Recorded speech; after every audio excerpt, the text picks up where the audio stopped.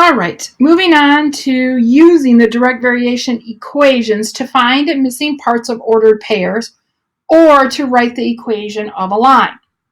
Now, in case I forget to write this in on your packet, for example, number 4, for some reason the equation did not show up. It says use the direct variation equation to find x when y is 15. Well, this is extremely straightforward. I will substitute 15 in for y, so I would get y equals negative 3x divided by negative 3. We have our basic one-step equation. X equals negative 5.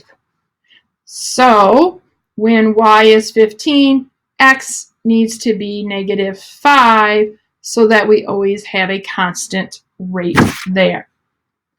I apologize for how this jumps back and forth. Find this piece of paper in your notes. I want to make sure you can add to this. We're going to write a direct variation equation that relates x and y. So y equals k. X is what I'm asking for. We are to assume that y varies directly with x, and then we need to solve. I do know we could use proportions, but sometimes when we use proportions, we forget about the direct variation equation.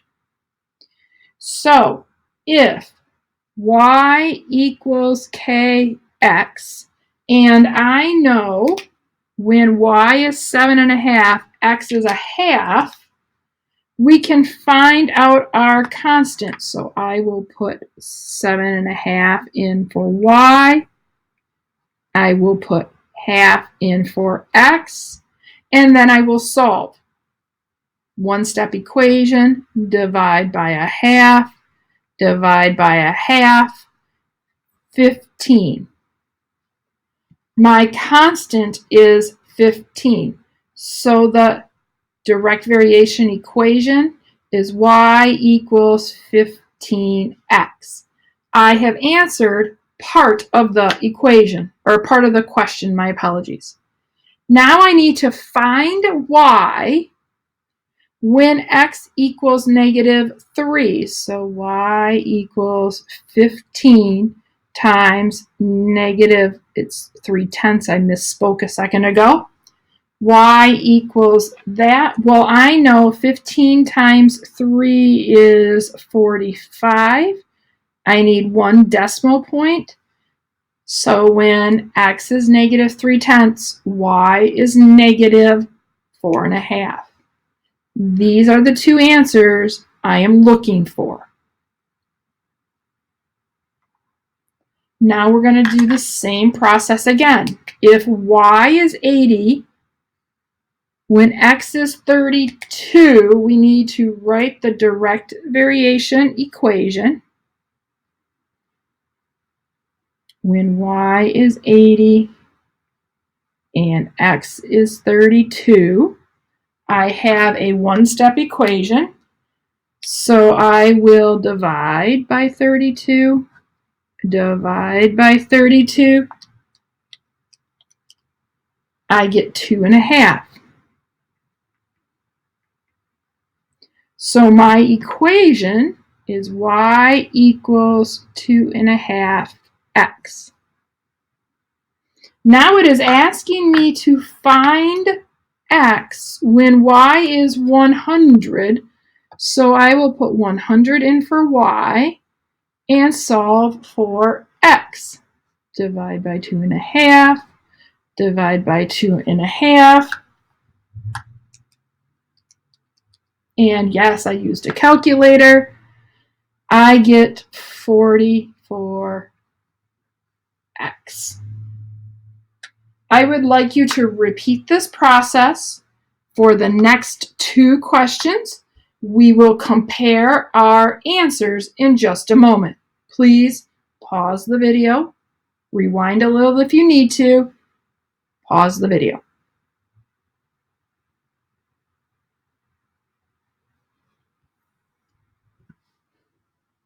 Thank you for pausing. For the first one, I put in 8 for y, or for x, I got a constant of 2. So when x is 5, y needs to be 10 because 2 times 5 is 10. For the second one, I put negative 36 in for y, positive 6 for x. I got a constant of negative 6.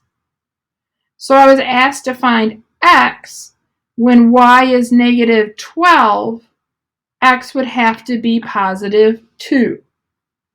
I apologize for making you jump around in your notes, but we have one story problem to solve a minute regarding the Ramirez family.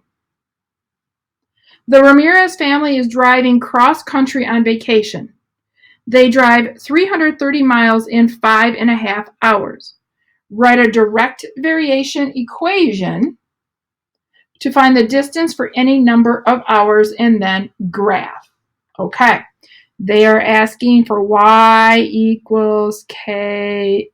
Let me see if I move my camera up if you can see better. Hours, a form of time, will always be your x. Total miles driven will be my y. So I'm trying to figure out really how fast Mr. Ramirez or Mrs. Ramirez is driving.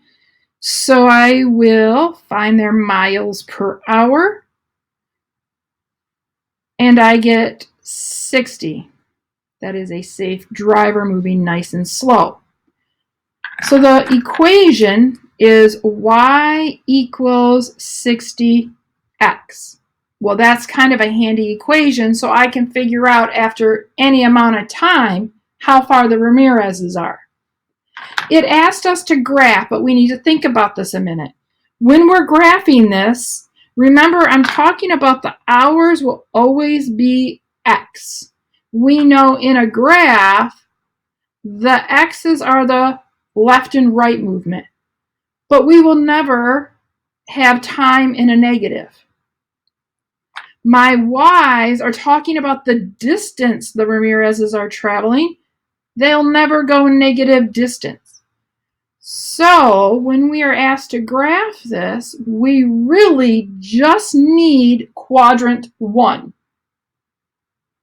We are going to label this. This will be time in hours. How many hours are they driving? This will be total distance traveled. And we're doing miles. Again, we really don't have graph paper. So 0, 1, 2, 3, 4, etc. Trying to evenly space them out the best I can on my no-lined paper. And I'm going to try to keep my life straightforward and simple. So I'm going to count by 60s. Think to yourself a minute, why did I choose to count by 60 on the y? Why didn't I count by 5s or 10s or 100s? What would make the most sense? Going back to this equation, they are driving 60 miles per hour. So they're going to start here at home. After 1 hour of driving, they would have gone 60 miles. Then after 2 hours of driving, they would have traveled 120 miles. After 3 hours of driving, they would have traveled, I can't connect dots, 180 miles, and so forth.